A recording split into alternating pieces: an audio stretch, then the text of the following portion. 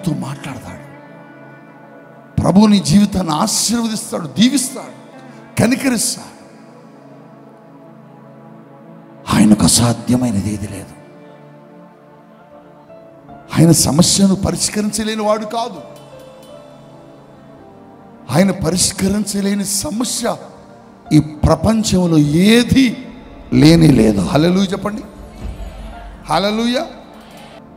నీ సమస్యను పరిష్కరించుటకు సమర్థుడై. డాక్టర్ల దగ్గరికి వెళ్ళావా?